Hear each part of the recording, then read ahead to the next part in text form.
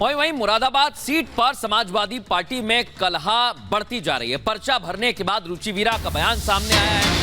30 तारीख को symbol allot होगा, रुचि वीरा ने कहा है।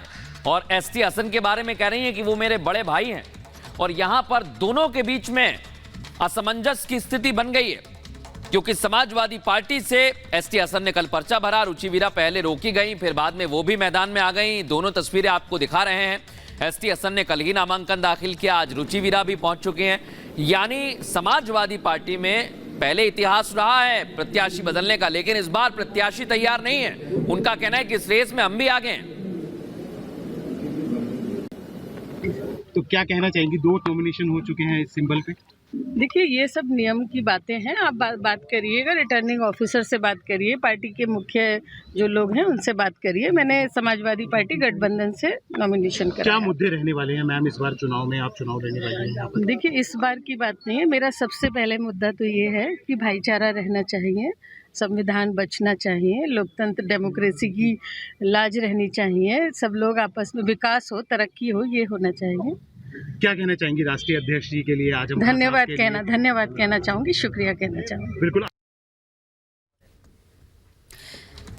और हमारे सहयोगी अजय इस समय हमारे साथ जुड़ चुके हैं, राघवेंद्र हमारे साथ जुड़ चुके हैं। पहले अजय आपके पास आ रहे हैं।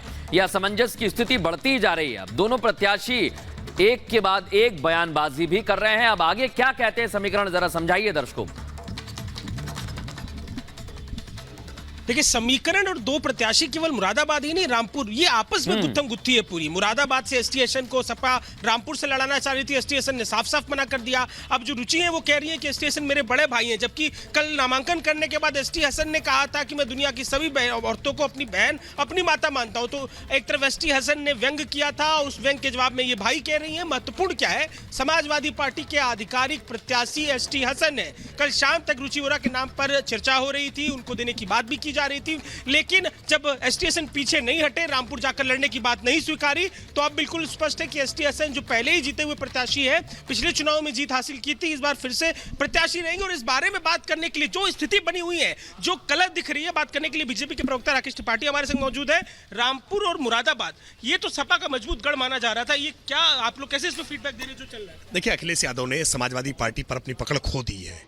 लगातार जब से वो समाजवादी पार्टी के अध्यक्ष बने हैं, एक के बाद एक लगातार चुनाव हारे हैं। 14 का चुनाव हारे, 17 का चुनाव हारे, 19 का चुनाव हारे, 22 का चुनाव हारे, उपचुनाव हारे, पंचायत चुनाव हारे, निकाय चुनाव हारे। इतनी पराजय के बाद अब समाजवादी पार्टी में विद्रोह है। और जब जब चुनाव आता है, समाजवादी पार्टी की सिरपुटव्वल हमेशा सतह पर दिखती है। 2017 में भी देखा हमने कि कैसे परिवार के भीतर सिरपुटव्वल सामने आ रही थी। और अब एक ही सीट से 2-2 प्रत्याशी दिखाई पड़ रहे हैं। उनके न गठबंधन सफल हो पा रहे हैं, न प्रत्याशी तय कर पा रहे हैं। इस असमंजस में वो पहले आपस में लड़ रहे हैं, भाजपा से क्या लड़ेंगे। भाजपा तो 80 पार के नारे को अपना साकार करने जा रही है कि जैसे दिल्ली में 100% सीटें भाजपा जीतती है। अजय, लगातार ये एक तस्वीर बनी हुई है। हम राघवेंद्र के पास चलेंगे। राघवेंद्र, ये कहा जा रहा है कि अखिलेश यादव की जो पकड़ है समाजवादी पार्टी से, वो लगातार ढीली होती जा रही है। जब जब चुनाव नजदीक आता है, सिर्फ उठपल की तस्वीर देखने को मिलती है। ना गठबंधन में बात चल पा रही है, ना ही अपनी पार्टी को संभाल पा रहे हैं।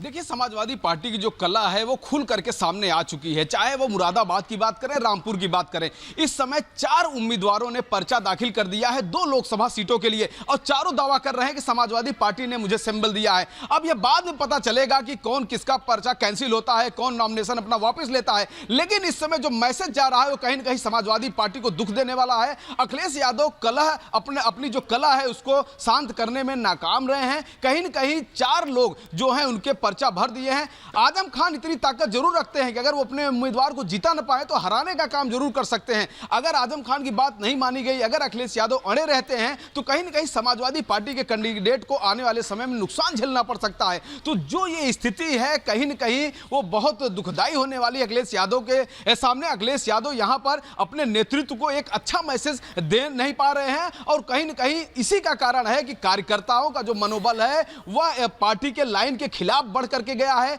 4 नॉमिनेशन अभी तक आ चुके हैं। आज पहले चरण के लिए आज अंतिम दिन था नॉमिनेशन का, 3 साढ़े 3 बजे तक का वक्त था, वह अब बीतने वाला है। धीरे धीरे अब जाकर बात साफ हो जाएगी कुल कितने लोग हैं। लेकिन यह बात सबके सामने है कि समाजवादी पार्टी के 4 ऐसे नेता हैं जिन्होंने मुरादाबाद और रामपुर से नॉमिनेशन किया है। सभी दावा कर रहे हैं कि हमें अखिलेश यादव ने हरी झंडी दिया है, हमें सपा समाजवादी पार्टी ने हरी झंडी दिया है। अब देखने वाली बात है कि किसका नॉमिनेशन वापस होगा, किसका पर्चा खारिज होगा, ये आने वाले समय में। और ये असमंजस की स्थिति बनी हुई है। वहीं मुरादाबाद में अगर बात करें तो समाजवादी पार्टी ने टिकट काट दिया है। रामपुर मुरादाबाद सीट पर समाजवादी पार्टी असमंजस में है और आखिरी वक्त में यह फैसला लिया गया है। मुरादाबाद सीट पर फिर से एक नाम का ऐलान कर दिया गया और एसटी हसन को वापस मैदान में उतार दिया है। इसके पहले रुचि वीरा को भी उतारा गया और फिर रुचि वीरा ने भी अपना नामांकन दाखिल कर दिया। वहीं रामपुर से पैराशूट लैंडिंग हुई है और मोहिबुल्ला की जब पैराशूट लैंडिंग हुई है उन्हें उतारा गया तो उनका भी विरोध हो रहा है। खबर तो यह है कि चार्टर्ड प्लेन से उनका टिकट पहुंचा है। मोहिबुल्ला दिल्ली के पार्लियामेंट मस्जिद के इमाम में है और आजम खान के पत्र को समाजवादी पार्टी ने तवज्जो नहीं दी है। ये स्थिति भी इस वक्त हमें देखने को मिल रही है। यानी पूरी समाजवादी पार्टी में अलग अलग सीटों पर असमंजस की स्थिति बनी हुई है। आगे बढ़ेंगे, बात करेंगे वरुण गांधी की, जिसको लेकर भूपेंद्र चौधरी का बयान सामने आया। कहा कि वरुण हमारी पार्टी के नेता हैं और प्रचार के लिए वरुण गांधी से हम बात करेंगे। यानी अभी पक्का नहीं है क्या वरुण गांधी प्रचार करते हुए नजर आएंगे, क्योंकि अभी तक उनका नाम तो लिस्ट में नहीं है। लेकिन भूपेंद्र चौधरी का कहना है कि हमारे नेता हैं और प्रचार के लिए उनसे बात करेंगे।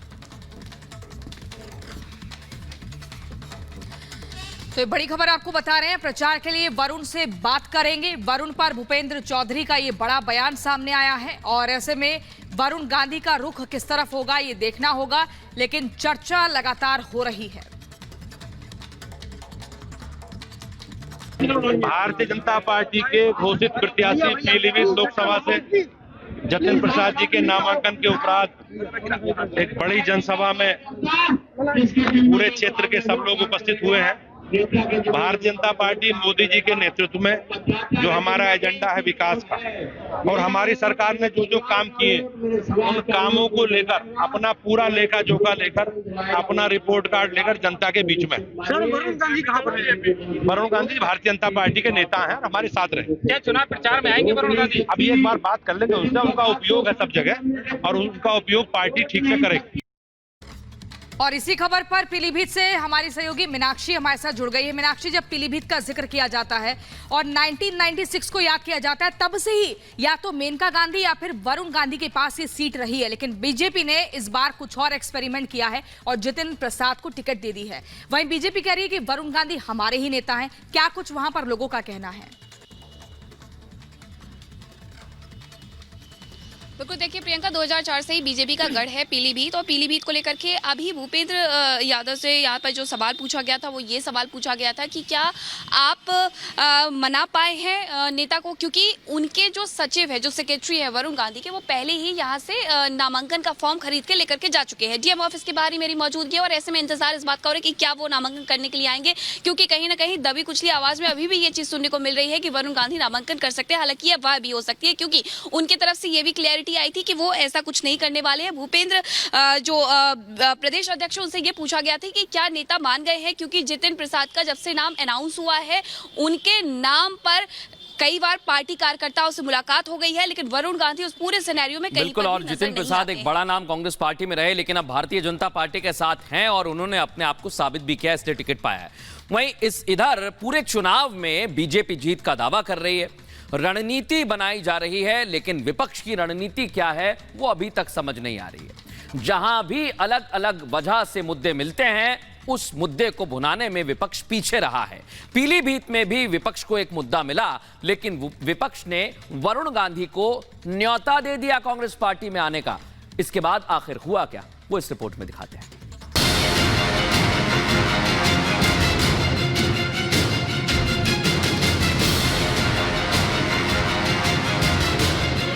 पीलीभीत लोकसभा सीट की लड़ाई चुनाव की तारीखों के करीब आते आते दिलचस्प मोड़ लेती जा रही है। बीजेपी ने इस बार जहां इस सीट से मौजूदा सांसद वरुण गांधी का टिकट काटकर जितिन प्रसाद को अपना उम्मीदवार बनाया है, तो वहीं सपा बसपा ने भी अपने अपने प्रत्याशियों के नाम का ऐलान करके इस लड़ाई को दिलचस्प बना दिया है। लेकिन पीलीभीत लोकसभा सीट से जुड़ी अब जो खबर सामने आ रही है वो सपा बसपा और कांग्रेस के लिए किसी सदमे से कम नहीं है। पीलीभीत में अब बीजेपी वर्सेस सपा बसपा। पीलीभीत से चुनाव नहीं लड़ेंगे वरुण गांधी। हालांकि इस बारे में वरुण गांधी की तरफ से कोई भी बयान जारी नहीं किया गया है, लेकिन सूत्रों के हवाले से खबर मिल रही है कि उनके निजी सचिव ने दावा कर दिया है कि सांसद वरुण गांधी ने बीजेपी आलाकमान के फैसले पर भरोसा जताते हुए इस बार पीलीभीत लोकसभा सीट से अपने कदम वापस खींच लिए हैं। वरुण का ये फैसला सिर्फ पीलीभीत लोकसभा सीट को लेकर है या वो इस बार लोकसभा चुनाव में उतरने ही नहीं वाले, इस बारे में फिलहाल कोई जानकारी सामने नहीं आई है। लेकिन वरुण गांधी के नए फैसले के बाद अब पीलीभीत में मुकाबला सीधे बीजेपी वर्सेस सपा बसपा होने वाला है। पीलीभीत में नहीं चला कांग्रेस का दाव, बीजेपी का खेल नहीं बिगाड़ सकी कांग्रेस। बेशक वरुण गांधी का ये फैसला एक तरफ जहां सपा बसपा की चुनौती को बढ़ाने वाला है, तो वहीं बेटिकट किए गए वरुण गांधी का ये फैसला बीजेपी के लिए भी राहत से कम नहीं है, जबकि कांग्रेस के लिए तो ये चुनाव से पहले ही हार का हाथ लगने वाली स्थिति है, क्योंकि कांग्रेस ने वरुण गांधी को अपनी पार्टी में शामिल होने का न्योता दिया था, जिसके जवाब में वरुण गांधी ने ये फैसला लेकर बिना कुछ कहे ही उसे ठुकरा दिया है। हालांकि वरुण गांधी अब खोलकर सामने नहीं आए हैं, उन्होंने अभी तक सारे पत्ते नहीं खोले हैं, वो अब भी खामोश हैं। यही वजह है कि अब भी उन पर सभी की निगाहें टिकी हैं। हालांकि राजनीतिक विश्लेषकों की माने तो वरुण गांधी के पास बहुत ज्यादा विकल्प भी मौजूद नहीं थे, क्योंकि वो किसी भी सूरत में अपनी मां मेनका गांधी के लिए मुसीबत खड़ी नहीं करना चाहते थे, जो बीजेपी की टिकट पर सुल्तानपुर से सांसद का चुनाव लड़ने जा रही हैं। लेकिन राजनीतिक विश्लेषक ये भी बताते हैं कि इस मामले में जिस तरह से वरुण गांधी ने मंचे हुए नेता की तरह फैसला लिया है, उसे देखते हुए इस बात से इनकार नहीं किया जा सकता कि उन्होंने चुनाव से पहले ही दो बाजी जीत ली है। एक पीलीभीत की जनता की नजर में हीरो बनकर और दूसरी पीलीभीत के मैदान पर सपा बसपा जैसे दुश्मनों को पटखनी देने की भगवा नीति को ताकत देकर। वहां सपा बसपा के उतारे गए उम्मीदवारों की बात करें तो पीलीभीत में अब सपा बसपा वर्सेस बीजेपी। सपा से भगवत सरन गंगवार, बसपा से अनीस अहमद खान और फूल बाबू,